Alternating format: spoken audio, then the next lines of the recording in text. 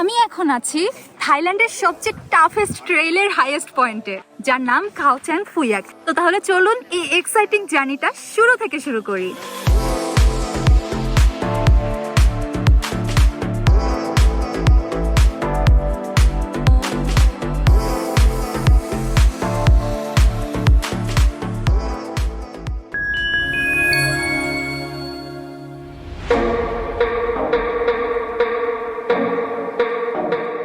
আমি এখন আছি পিলক নামক একটা জায়গায়, যেটা কিনা ইথং ভিলেজের মধ্যে অবস্থিত। আর ইথং ভিলেজটা থাইল্যান্ড এবং মায়ানমারের একদম বর্ডারে অবস্থিত।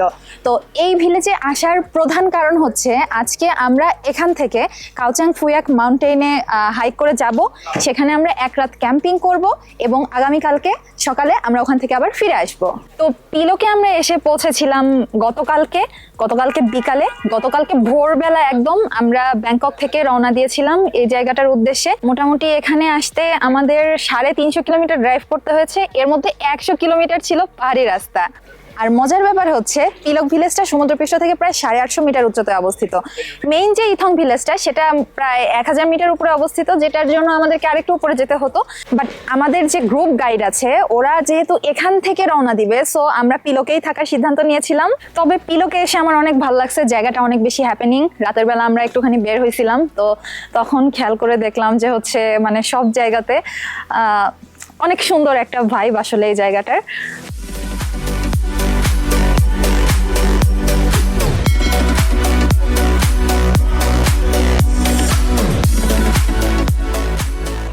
আমরা এখন সকালের ব্রেকফাস্টটা করে নিব। ব্রেকফাস্টটা করে আমাদের 8টার দিকে এখান থেকে পিক করে নিয়ে যাওয়ার কথা। আর যেহেতু উপরে খাবার দাবারের কোনো ব্যবস্থা নাই, সো আমাদেরকে অবশ্যই আমাদের নিজেদের খাবার দাবার প্যাক করে নিয়ে যেতে হবে।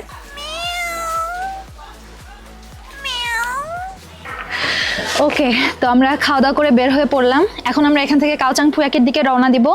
খাও চ্যাং ফুয়াক কিন্তু থাইল্যান্ডের সবচেয়ে টাফেস্ট ট্রেইল, কারণ এটাকে অনেকটা নাইফ রিজের মতো দেখা যায়, তাই এটা ক্লাইম্ব করা বেশ কঠিন একটা বিষয়।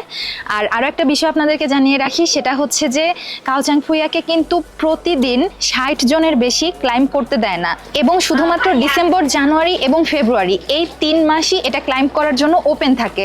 তাই বুঝতেই পারছেন অনেক ভিড় থাকে এটা ক্লাইম্ব করার জন্য। তো চলুন তাহলে আমরা আমাদের হাইকিংটা শুরু করে দেই।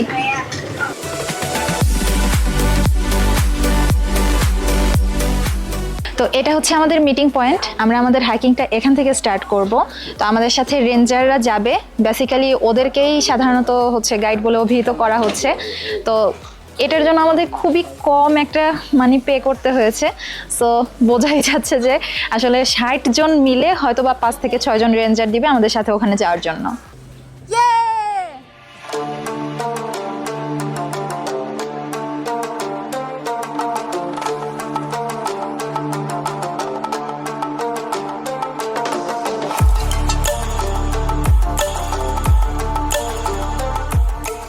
এটা হচ্ছে খা চ্যাং চেক পয়েন্ট। তো এখানে এসে আমরা বেশ কয়েকটা টিমের সাথে দেখা হলো, অর্থাৎ 1 জন করে রেঞ্জার 10 জন করে টিম মেম্বারকে নিয়ে এখানে আসছে। তো প্রত্যেক রেঞ্জার যার যার টিম মেম্বারদের সাথে চেক ইন করে এখানে সবাই মিলে একসাথে ছবি উঠে নিল।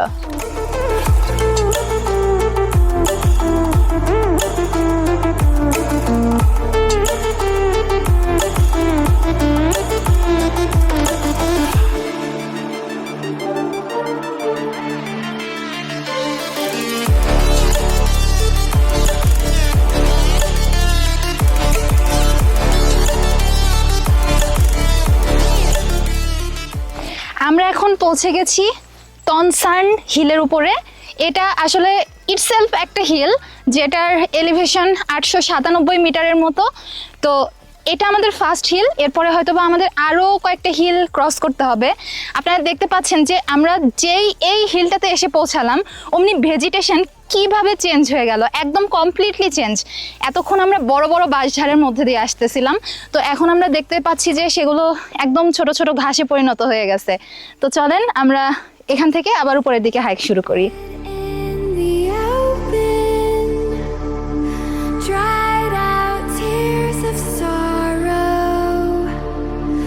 Lacking all emotion, staring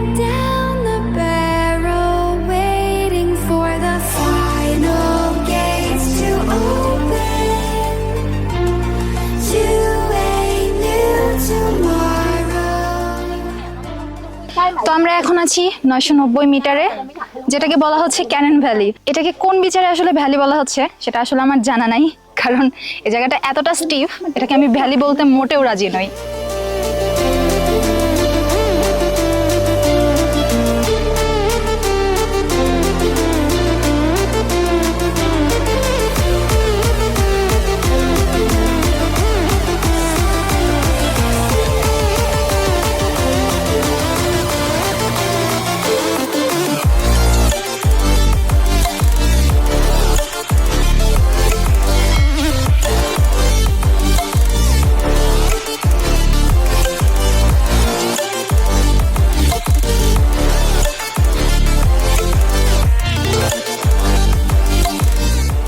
আমরা পৌঁছে গেছি এখন চামুদ মাউন্টেনে, যেটা 1038 মিটার অল্টিটিউডে অবস্থিত।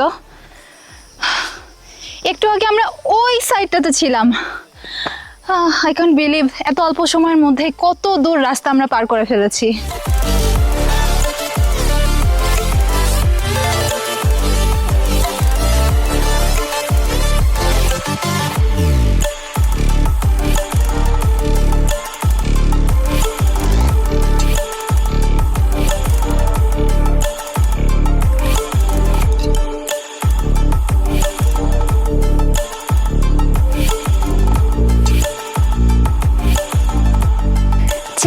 মাউন্টেন 1062 মিটার, অ্যান্ড আমাদের পেছনের এই পার্টটা এক্সট্রিমলি স্টিপ ছিল।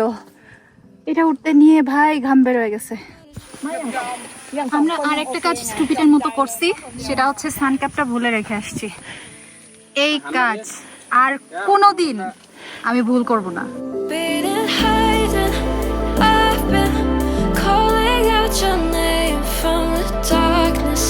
Thinking it's too late. If you're faded, I've been too much on your plate. I'll keep hiding, calling out your name, calling out your name, calling out your name, calling out your name.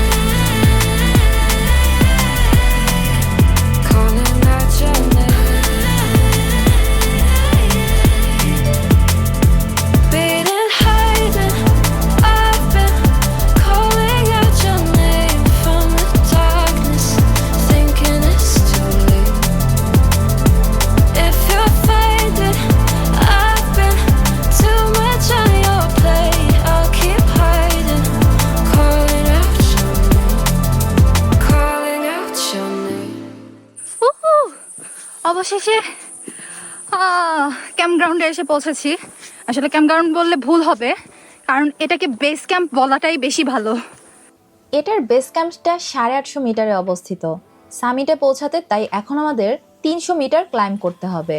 থাইল্যান্ডে আমরা এর আগেও dragon crest mountain এবং ফুকরাডং মাউন্টেনে অভিযান করেছিলাম।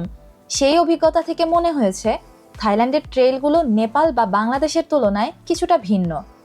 নেপালের বেশিরভাগ ট্রেইলেই পাহাড়গুলির পাশ দিয়ে পাহাড়ের গা কেটে জিগজ্যাগ রেখার মতো পাস তৈরি করা হয়েছে, কিন্তু থাইল্যান্ডের ট্রেইলগুলার এরকম কোনো পাস নেই।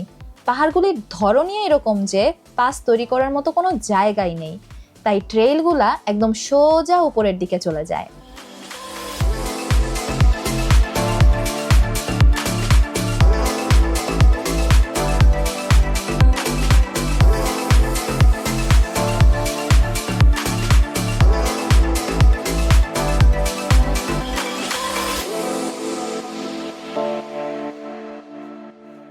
এইখানে টপে কিন্তু আপনি আর পানি বা কোনো কিছুই কিনতে পারবেন না। তো আমরা আসার সময় এরকম করে ভাত তরকারি প্যাকেট করে নিয়ে আসছিলাম। তো আমাদের সাথে করে একটা পোর্টার আসছিল, তো ওরা এরকম মানে বরফ করা কোকাকোলা নিয়ে আসে। মানে আমাদের জীবনের বেস্ট কোকাকোলা আমরা এখানে বসে খাচ্ছি। জানি না কতটা স্বাস্থ্যসম্মত, বাট কিছু করার নাই। তবে এই জিনিসটা খোলা অনেক বেশি কষ্টসাধ্য ব্যাপার। এমনিতেই তো কোকাকোলার বোতল খুলতে নিয়ে আমরা নাকানি চুবানি খাই, আর যদি হয় সেটা হাই অল্টিটিউডে, মানে এটা খুলতে ভাই 10 মিনিট সময় লাগছে।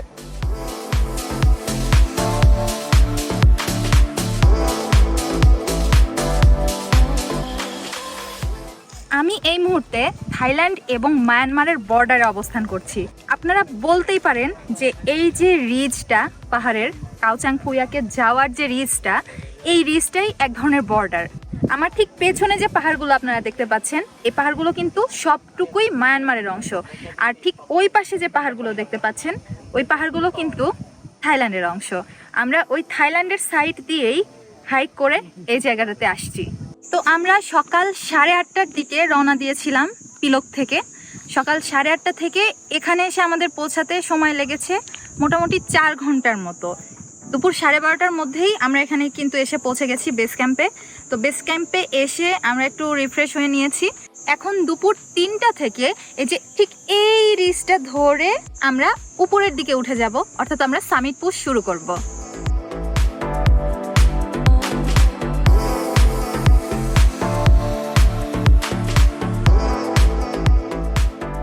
তবে এখানে আমি একটা জিনিস খুব ভালোভাবে বুঝতে পারলাম, আপনারা যারা সি ভিউ রুমে থাকতে চান থাইল্যান্ডে এসে, এই দেখেন আমাদের টেন্ট থেকে সি অফ মাউন্টেন ভিউ। যদিও আমাদের টেন্টে 5 স্টার ফ্যাসিলিটিস নেই, কিন্তু তারপরেও আমরা যে ভিউ দেখতে দেখতে আজকে থাকতেছি, এইটা ভাই লাখ টাকার বিনিময়েও পাওয়া সম্ভব না। আচ্ছা, তো যাই হোক, আপনাদেরকে এখানে বসে এত সুন্দর একটা জায়গায় বসে একটা অ্যানাউন্সমেন্ট দিয়ে দেই। সেটা হচ্ছে আপনারা দেখছেন যে আমি কিন্তু কাস্টমাইজ টি শার্ট আনার চেষ্টা করতেছি আপনাদের জন্য এখনো না, আমার নিজের জন্য আপাতত। বাট আপনারা যদি আগ্রহ প্রকাশ করেন তাহলে আপনাদের জন্যও চলে আসবে। টি শার্টে আমি সাধারণত আমার জার্নিগুলোর উপরে বেস করে আমার জার্নিগুলোর থিমকে ফুটিয়ে তোলার চেষ্টা করতেছি আর কি। যেমন আজকে আমি যে টি শার্টটা পরে আছি, এখানে এই লোগোগুলো কিন্তু আমার নিজেরই ডিজাইন করা। এখানে দেখেন লেখা আছে পোলে পোলে। পোলে পোলে শব্দের অর্থ কি? পোলে পোলে একটা আফ্রিকান শব্দ, যেটার অর্থ হচ্ছে ধীরে ধীরে চলো। তো এই জন্যই দেখেন এই থিমটার সাথে আমি একটা কচ্ছপের ফিগার আঁকিয়েছি এবং ঘাড়ে অবশ্যই আমার বাংলাদেশের ফ্ল্যাগ আছে। তার মানে আপনি যদি কচ্ছপের গতিতে চলেন, অনলি 10 আপনি পাহাড়কে জয় করতে পারবেন। আর এইদিকে দেখেন আরেকটা টি শার্ট, যেটার মাধ্যমে আমি অ্যাক্লিমাটাইজেশনের থিমটাকে ফুটিয়ে তোলার চেষ্টা করেছি, অর্থাৎ হাইক হাই স্লিপ লো। মানে আপনি যদি অ্যাক্লিমাটাইজ করতে চান আপনার বডিকে ভালোভাবে, তাহলে আপনাকে উঁচুতে হাইক করে যেতে হবে এবং নিচে এসে ঘুমাতে হবে। যদি আমাদের আইডিয়াগুলো আপনাদের ভালো লেগে থাকে তাহলে অবশ্যই কমেন্টে জানাবেন। 3টা বেজে গেছে, তো আমরা এখন প্রস্তুতি নিচ্ছি। সবাই রেডি হয়ে গেছে, হাতে গ্লোভস পরে নিয়েছি যাতে আমাদের হাতে দড়ি দিয়ে ব্যথা না লাগে। এখন আমরা সামিট পুশের জন্য যাচ্ছি। I've been flipping pages since I could remember. That told me I had to be within the lines of 2 degrees and 9 to 5. And I've been working after work since last September. Working after work, yeah. I stay up late on the weekdays. I never tell when we say. I never wanna look back and wish I could have been.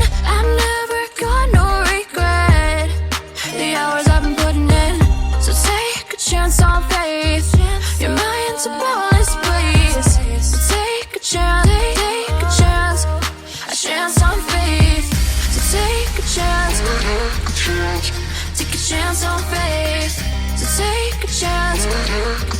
I never wanna look back. Take a chance, take a chance on faith. Take a chance on faith.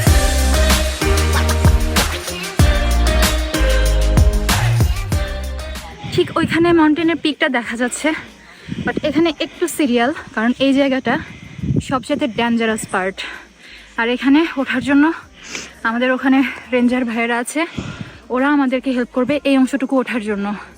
আপনারা দেখতে পারতেছেন যে একটা sharp মাউন্টেনের ridge, এটাকে অনেকে knife রিজও বলে থাকে।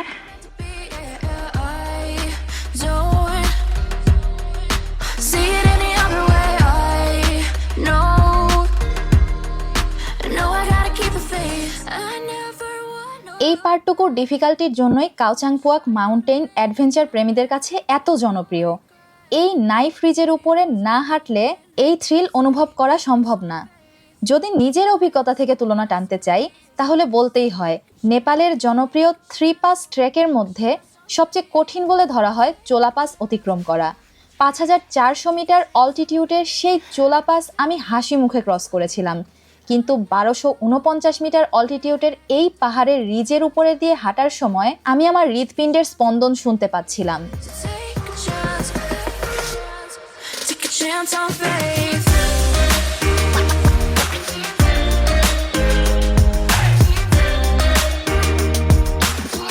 I never wanna look back.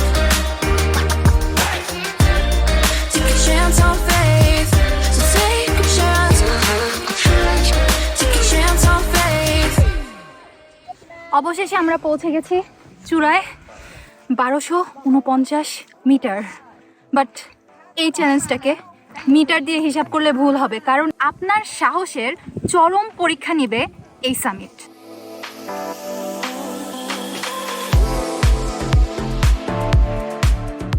আমরা 3:30টার দিকে রওনা দিয়েছিলাম আর এখন বাজে হচ্ছে 4:30। ঠিক আমার পেছনে যে লেকটা আপনারা দেখতে পাচ্ছেন, ঠিক এই লেকটাই কিন্তু গতকালকে আমরা পার করে আসছি। আসলে এটা কাঞ্চনাপুরী প্রভিন্সের সর্বোচ্চ চূড়া।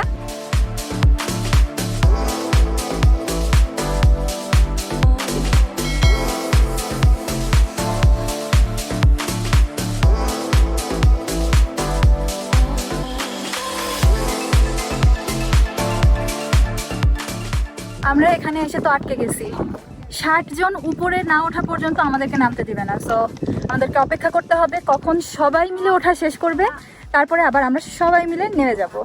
ওঠার সময় 4 হাত পায়ে ক্লাইম্ব করা গেলেও নামার সময় বেশিরভাগ রাস্তায় আমরা বসে বসে অথবা স্লাইড করে নেমেছি। তাই ভালো মানের একটা ট্রেকিং প্যান্ট এই ট্রেইলের জন্য খুবই গুরুত্বপূর্ণ। আমার ট্রেকিং আউটফিট এবং গিয়ার্সের উপর আলাদা একটা ভিডিও শীঘ্রই চলে আসবে, তাই আমার চ্যানেল এবং ফেসবুক পেজে সবসময় নজর রাখবেন।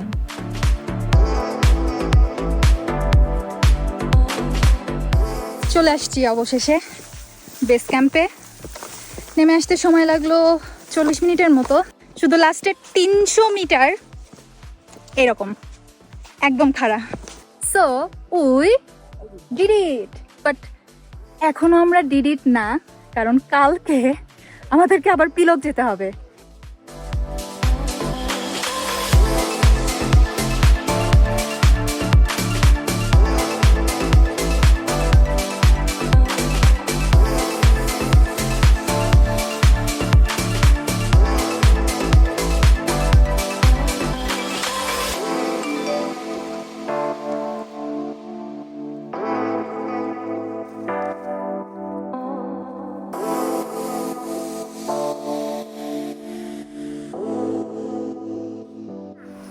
তো অবশেষে আমি এখন দাঁড়িয়ে আছি আবার পিলক নামের সেই জায়গাটায়।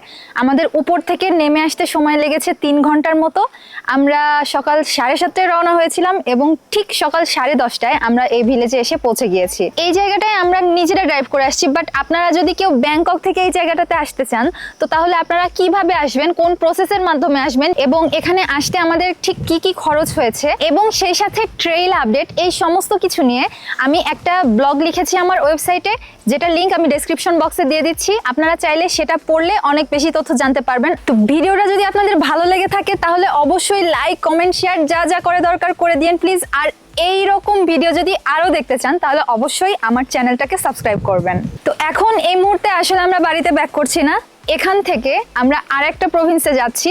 প্রায় আমাদের 600 কিলোমিটারের মতো রাইড করতে হবে। আজকে আমরা কিছু রাস্তা যাব, আগামীকালকে আমরা কিছু রাস্তা যাব এবং আগামীকালকে সেখান থেকে আমরা খাও রং রিয়াতা মুয়েন নামক একটা লাইমস্টোন মাউন্টেন ক্লাইম্ব করার চেষ্টা করব। তো সেটার উপরে অবশ্যই একটা আলাদা ভিডিও থাকছে। তো তাহলে দেখা হচ্ছে পরবর্তী ভিডিওতে। Keep watching, till then, good bye.